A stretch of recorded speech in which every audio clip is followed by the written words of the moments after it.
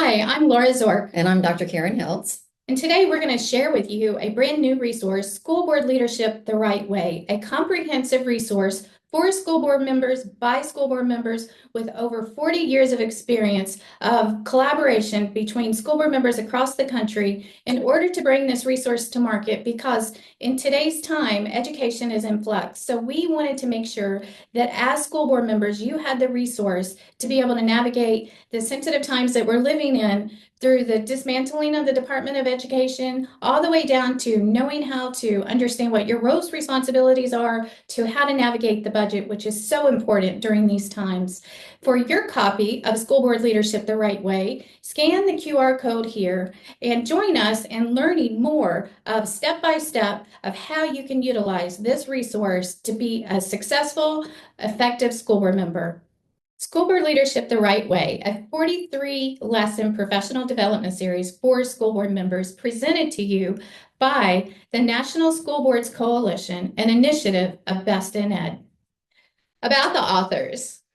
I would like to introduce you to Mrs. Laura Zork. She is a wife, a mother, and a grandmother.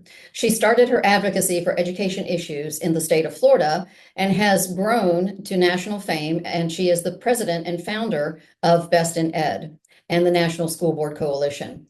She has been in several positions, starting with PTA, and now she is our leader with regards to school board campaigns and school board member training, professional development, and just being a national presence with regards to all things in education. She has served on the Indian River County School Board and was the president for 2 years. Thank you, Karen, for that. So I'd like to introduce you to my colleague, Dr. Karen Hiltz, who is the co-author of School Board Leadership the Right Way. Dr. Karen Hiltz is a former Virginia School Board member. She served in the Navy, so she is a Navy vet, and she also retired from government procurement. Over the past several years, Karen has really become an well-known person based on her research for school board members, school board legislation. At this time, we'd like to go ahead and introduce you to School Board Leadership the Right Way. There are 9 sections throughout the book, and the book is broken up into more advanced issues that you'll run into on the day-to-day as a school board member. So this segment here is just a glimpse into what you're going to learn from this book and from the next 43 sessions that we have to offer you. We start out with onboarding. It's once you have run your campaign and you've been elected, it's important to understand what do you do next. It's fine. It's a whole different ballgame when you go onto the dais. And so we give you tips and information with regards to, now that you're elected, what do you need to focus on? But we also give you a brief history of K-12 education, because we all know that K-12 education didn't start just yesterday or once you won your campaign. There is a long history, and I love this section myself. A little bit more about the onboarding. Yes, you are elected, now what? And that's a big question for most individuals that are elected to the school board. And that's why throughout the book, we really try to stress and build your foundational knowledge on what your state statutes say, what your articles say, because that's really where you're going to find your authority. So we wanted to make sure that you got a glimpse at what some of these trainings are going to look like. And for example, your state constitutions, every state constitution has an article in it. In the state of Pennsylvania, it's Article 5. In the state of Virginia, it's Article 8. And that's where I served. And so there again, you need to go to your state constitution, which we have links for every state, QR codes, I should say, not links.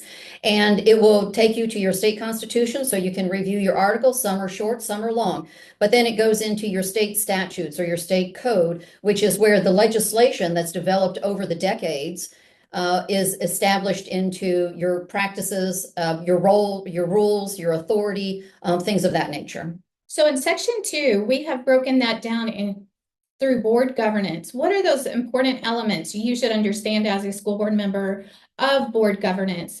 And in chapter 3, 4, 5, and 6, we talk about ethical decision-making and conflicts of interest. That is very important to understand from the very beginning. Chapter 4, we go into building the school board master calendar.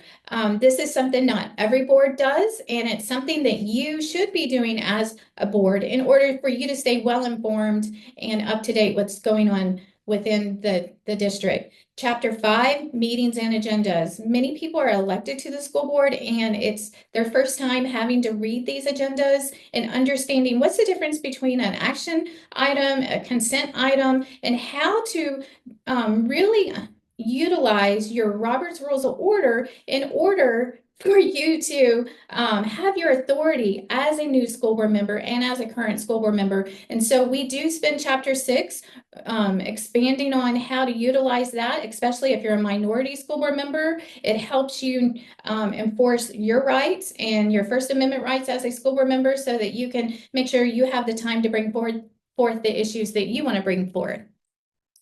So throughout the book, you will see there are several examples and there's several illustrations to be able to give you the tools that you need to be successful. And this is just one of them that we have here of the step-by-step cheat sheet, we like to call it, for Robert's Rules of Order. And now section 3, we go into transparency. That's been a big topic over the last few years. How transparent is your school board? Chapter 7, we talk about public records. Remember, they are public. So whatever you put in an email on paper is for public record. Sunshine and open meeting laws. Some states are a little bit more strict with regards to these on how you can communicate with other board members. And then you have your First Amendment rights. Just because you are an elected official doesn't mean that you do not have the right to speak in public through opinion pieces, through letters to the editor, or with regards to memos or holding a communication session at your school library with your constituents or at your local library with constituents. And then we talk about communicating with your constituents in the meeting. You do have a right to do that, even though when you join the board, you operate, you function, you vote as a body, but that does not take away your right to communicate with your constituents in the media. Section 4, authority and roles. Here's where we really want to break out the different authorities that each important stakeholder has throughout your school district. Chapter 11, we go very in depth of the school board. Chapter 12 is very important to all school board members to understand what is really the roles and responsibilities of the superintendent. We talk about the roles of the school board, but understanding what the roles of the superintendent is will help you be a better school board member. And then something that we all know is problematic sometimes is in chapter 13, our legal counsel, our board solicitor. Who does the board solicitor work for? So we navigate through that complex role. Then we go into chapter 14, the school board clerk, your executive assistant, who is your right-hand person that is very important to your success while you're on the board. And then obviously something that's very important is understanding what are the roles and rights of parents and guardians of the students that we have been entrusted to take care of. So we go very in depth into the legal ramifications. What does it say according to your state statutes and laws? And what does it say federally that we should be adhering to? So board's responsibility. This is something over the past several years that boards have struggled with, board members have struggled with based on misinformation in former trainings. It is the board's responsibility, as we will dive into in chapter 16, to develop that strategic plan.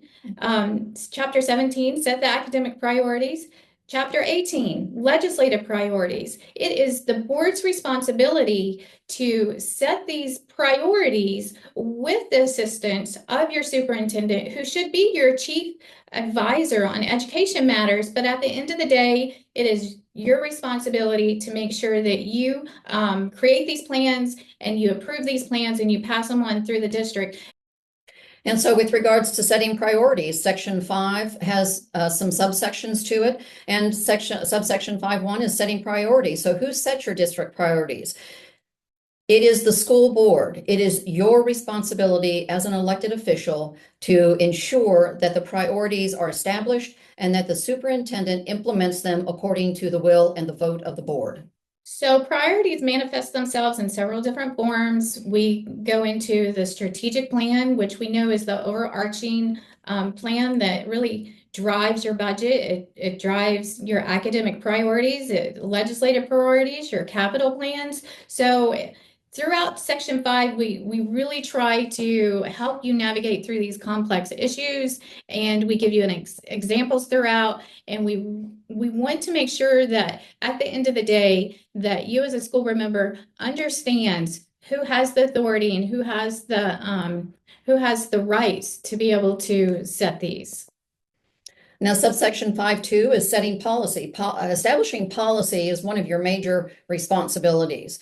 Chapter 19 talks about where does policy come from? How do you as a school board member navigate ensuring that policy is adequate and appropriate and effective for your school district. With regards to chapter 20, there's procedures to follow. And then chapter 21, crisis management.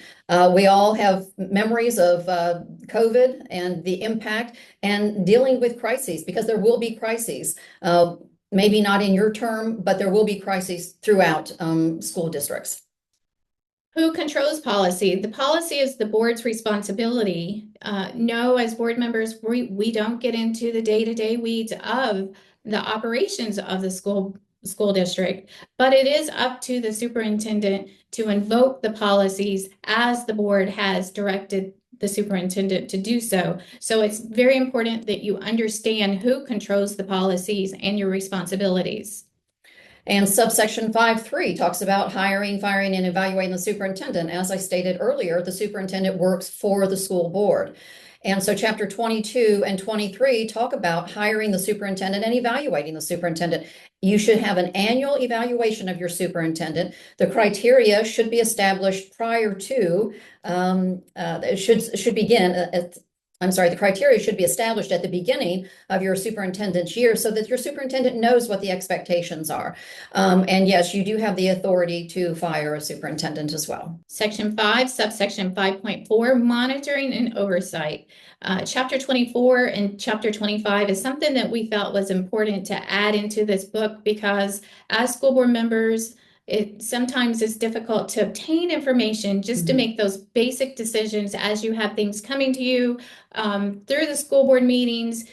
On the agendas, it could be an action item, it could be a consent item, but if you don't have that information to be able to vote on that issue, then it becomes very problematic. And that's why chapter 25, we talk about it's your fiduciary responsibilities.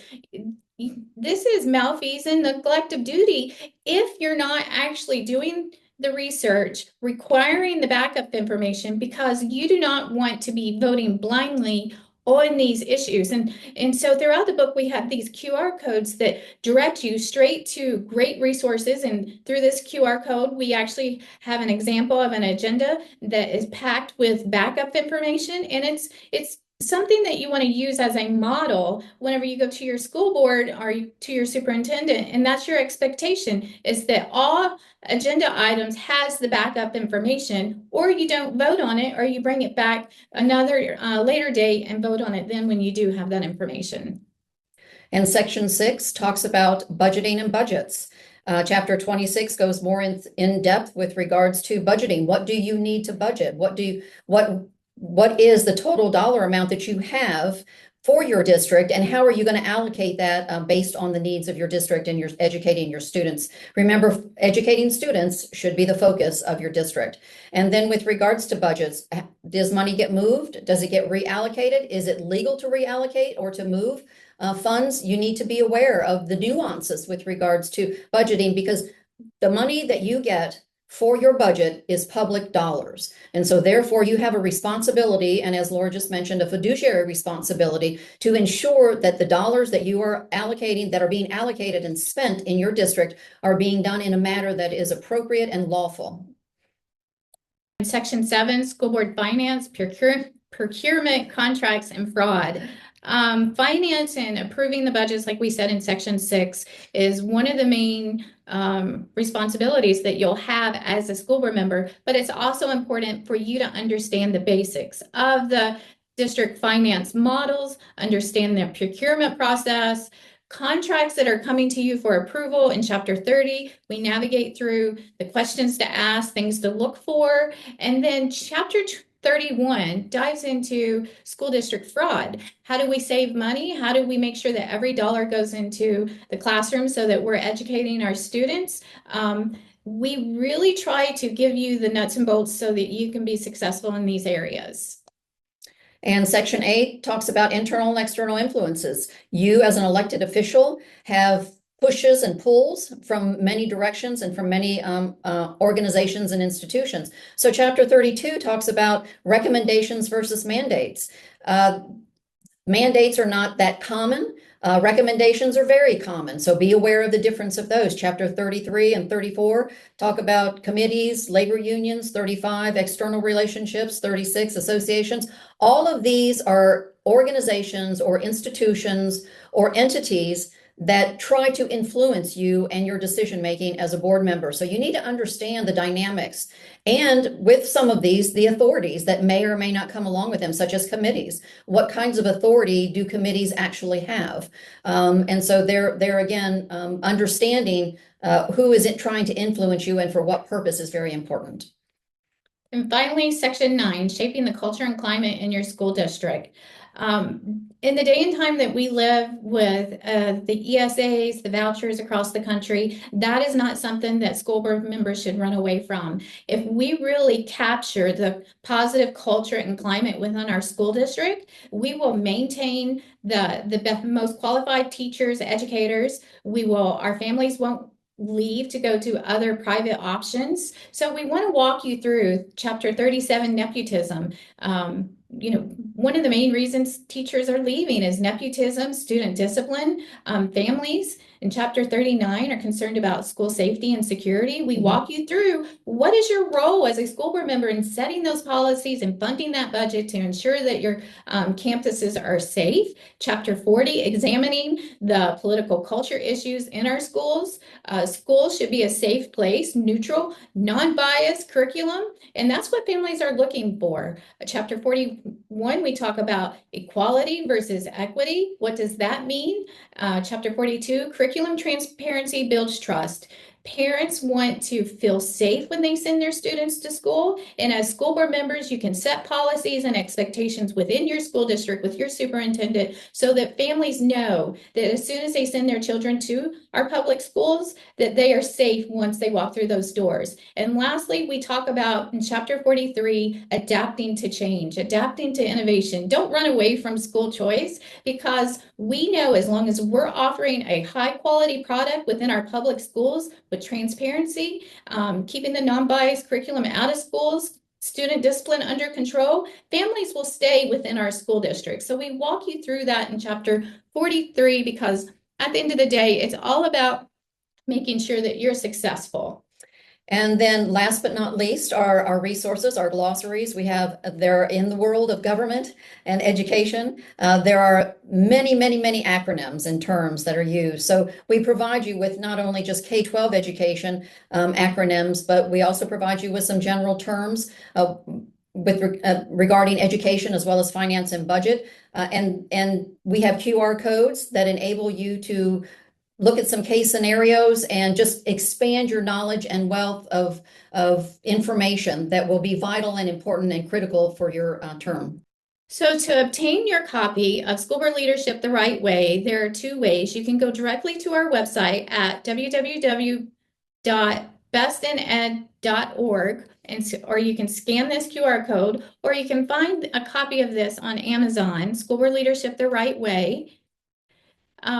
What we'd like to do now is we will be jumping into, we'll go section by section, chapter by chapter, because it's important that you have this physical resource that you can invest the time to research and study on your own. But we want to bring our school board members in who helped us contribute to this, and we want to offer you the support to make sure that you're successful in your role as a school board member, because we know when you're successful, our students are going to be successful, and that's very important to us. So if we could get you to subscribe to our YouTube channel, like, share, and add your comments below. So what's up next? Onboarding, Section 1, Chapter 1, you are elected, now what?